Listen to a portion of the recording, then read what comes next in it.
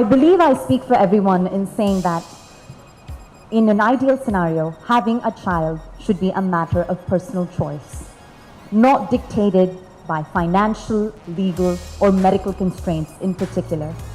But in scenarios such as these, it is assisted reproductive technology that has come to the rescue of so many childless couples and allowed them and empowered them to experience parenthood. So today we're all gathered here at a gathering of all relevant stakeholders, from Bollywood celebrities to everyday citizens, from lawmakers to Indian medicine's movers and shakers, in an attempt to address this very topic, the future of fertility. So Dr. Pai, I'd like to start with you. Research indicates that in our country alone, upwards of 25 million couples actively trying to conceive are falling victim to infertility. And it is in vitro fertilization that has introduced a ray of hope in their lives and allowed them to dream of becoming a parent. So for an outsider looking in, what is IVF and what isn't it? Like you mentioned, more than 10% of the population faces some difficulty in becoming pregnant. Not all of them need assisted reproduction. Many of them become pregnant with simple treatment like medicines and some injections and planned, relations. But small percentage of that do need assistance with IVF. In vitro fertilization is now a 40-year-old technology, very standardized and gives excellent outcomes. It started originally for women who had blocked tubes, but today IVF is being used almost as a panacea for all problems, whether it is a difficulty for a male factor infertility, very low sperm count, whether it is a badly damaged uterus, whether she's having recurrent miscarriages, or just no reason at all but not becoming pregnant. So in vitro fertilization, where essentially we give the woman injections to produce a number of eggs. Those eggs are removed with a small needle in a 10-minute procedure. The eggs are fertilized with the husband's sperm, and within 3 to 5 days, the ready-made embryos of tiny babies are transplanted back into the uterus in half-a-minute procedure. So the technique is really very, very standard and simple and seems to give excellent outcomes in today's time. A fascinating overview there, and I'd like to build on that. And Dr. Pai, I pose my next question to you. It's been said that latest developments in assisted reproductive technology truly leave no couple behind. So my question to you is, are these modern day approaches rendering the previous traditional tried and true method of pregnancy obsolete? As Rishma said, that only 10% of patients really need IVF. So the old traditional methods are very important, and we need to first and foremost try to find out what is the cause of the infertility. And most of the time, if there is an ovulatory cause, by giving simple medicine, you can actually achieve pregnancy. And if suppose there is a tubal blockage, for example, you can try to do surgical methods of correcting the block. And if there is any other problem, suppose there is no problem at all, then we can do what is known as intrauterine insemination, where we can give simple medicine and time the follicle and see when the ovulation is occurring, and at that time we can collect the sperm, wash it and put the best quality sperms inside. So with all these methods, nearly 90% people will achieve pregnancy. Only in those patients that fail to achieve pregnancy with these simple methods that we would go in for in vitro fertilization, as Rishma has rightly pointed out. And Dr. Nandita, there's so much talk today about women freezing their eggs. And my question to you is, as a medical professional, is this an approach to pregnancy that you endorse? And if so, what are the associated risks and rewards? I think you need to look at it very differently. Women freezing eggs, this technology actually started for those girls who were suffering from cancer, and then they were treated, and today life exists after cancer. So obviously, they got married, they wanted to have children, and the ovaries were damaged. So this is how the treatment came across, that we need to do fertility preservation. And then these young girls, the fertility preservation came up in a big way. The eggs are being frozen, their ovaries are being frozen. In fact, if the girl is not adolescent, she's 12 years and not yet got her period, we can actually freeze her ovaries. And I think that's a beautiful technology. Then the indications expanded. There were lots of patients who had recurrent surgeries like endometriosis, different tumors of the ovary, where we need to go in and repeatedly operate on that ovary. And that ovary also gets damaged. So these are the patients where we offer egg freezing. And today, what is available, and I think I know what you're talking about, is egg freezing for social reasons. I think we have come a long way. We have progressed a lot. Today, we're talking about women empowerment, giving them, making them safer, smarter, stronger type. And that is why we need to offer them this egg freezing. Because I know so many girls, so many patients who come to me. They're young, they are, want their career, they want to educate themselves, and time flies. The biological clock is ticking. So this is one way to stop that biological clock from ticking, and you can do it. And I personally feel that it gives freedom to women, it gives freedom to girls to pursue their career, to do their education, or even to wait for the Mr. Right guy. So definitely, yes, I am for egg freezing, but we need to understand how it all began. So it began with a medical reason, and the applications have widened massively today. And Swara, would you believe that just having this freedom of fertility treatments, having options in front of you, is that a form of female empowerment in your view? Definitely, I think that every development that has taken place in the field of assisted reproduction is actually something that is a wonderful example of how science is actually liberating, perhaps unconsciously, women from traditional, different kinds of traditional limitations that biology may have placed on them, society may have placed on them, health situation may have placed on them. And I just want to say that, today when I was coming, I was thinking about it. It's so interesting. Female reproduction is something that everyone is so concerned with. Society is concerned with it. Religion is concerned with it, because many religions put, they put strictures, and they have laws against, controlling reproduction. Law is concerned with it. Our parliament is concerned with it. There's a bill on surrogacy which is up for debate. And it's almost as if something that should really be a woman's personal choice with her partner and maybe with her family and gynecologist consult is something that everyone is so super concerned about. And it's interesting because it just shows you how deeply, I'm sorry I'm using a loaded term, but how deeply patriarchy is invested in controlling female reproduction. And assisted reproduction is actually something that offers a chance to liberate women, to empower them, and to give the choice to them. And as a young working woman who is now stepped into the dark side, and that is the 30 plus, 30 threshold, I'm so concerned, and I'm so thankful to be born and living in this generation where these are options that are available to me, where my career doesn't have to be, it doesn't have to be an either or. Family and career don't have to be an either or situation, which must have been such a big reality for so many ambitious working girls, in a different generation. So I can just say that I'm very grateful, and it's so surreal because yesterday my mother has asked me, Swara, what are your views about IVF, and will you freeze your eggs? And I was drinking my tea and I was like, Mummy, why suddenly? But it's great that in families now this conversation is becoming acceptable, that mothers are actually taking this lead and putting this, like she's like, अच्छा शादी नहीं करोगे तो क्या बच्चे भी नहीं करोगे? And I'm like, what? Am I listening to this correctly? Like, is my mother actually saying that there is, that there is some other option? And I mean, I think it's, so I think it's hugely liberating, not just empowering. It is empowering, it's also liberating. And Poonam ma'am, my next question is to you. Surrogacy used to be surrounded with so much stigma, and as of now that seems to be washed over entirely with a new wave of acceptance. Do we have Bollywood to credit for that?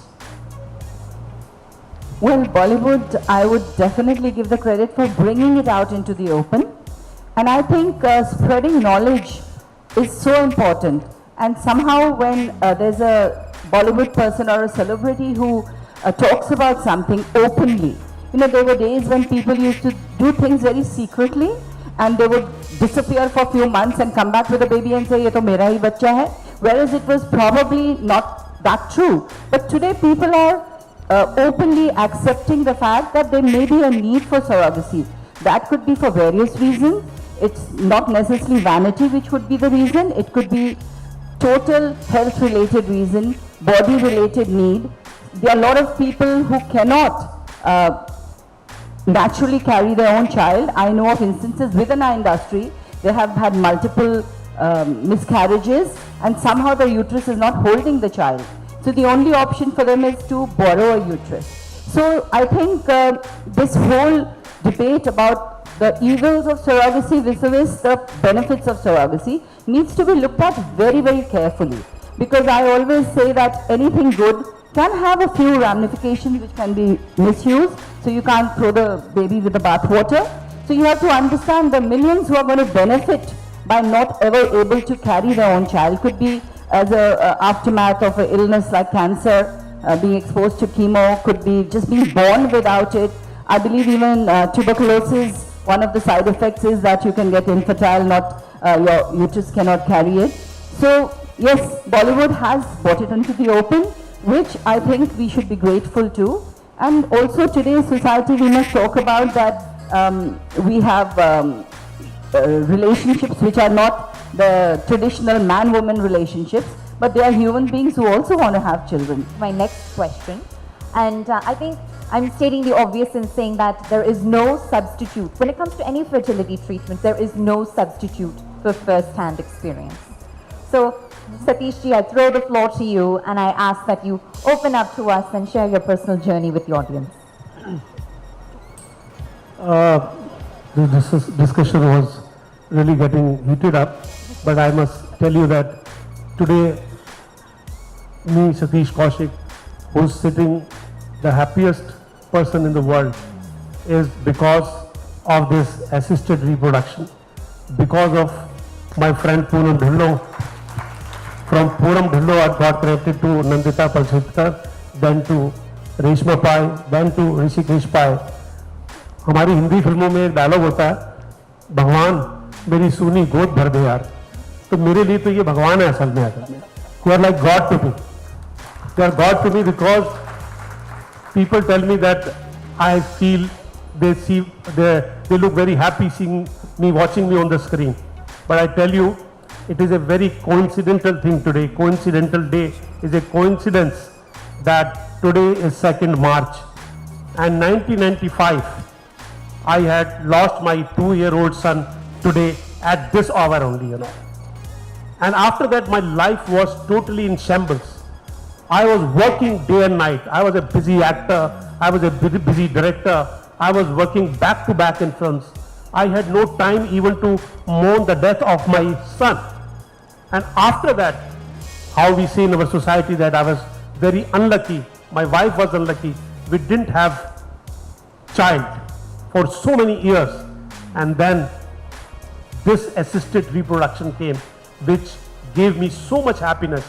I remember Poonam's one birthday party, which in near 2010 or something in some Worli pub, and where Hrishikesh came to me and said, I don't know how we used to meet socially, and he told me, Satish, I want to give you a child. You are such a happy person, but there is something sadness about you, which I can read, and I want to make you happy.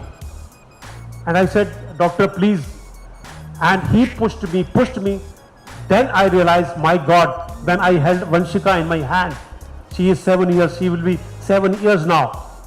I felt like I'm the top of the world. Today she has made me relive. So I think assisted reproduction and this talk what we are having is not kind of, it doesn't have bars, it should not have bars and demarcations. It is such an emotional thing. It is such an happy thing to make people happy. It makes everyone happy. Whether the person, I remember the kind of process I went through, which was very pure, very clear and very transparent. A form was filled, a person was selected, she was given money, she was taken care properly. Every time there used to be a mail to me that how this surrogate mother is being taken care of and what she is eating and what kind of life she is going to have. Because when you conceive and when you are carrying a child in your womb, you have to be happy and you have to be looked after. So I think this whole process of curbing it is absolutely wrong. Yes, we have to abide by laws, but laws can change also, because if it gives some kind of an emotional anchor to somebody, like today I'm sitting, if I'm emotionally attached, I have got my life back. I feel like a young person because of Vanshika, because of Dr. Hrishikesh Pai, that he pushed me. So apart from all the discussions what we have is, I think it gives happiness to people, happiness, emotional anchor to people.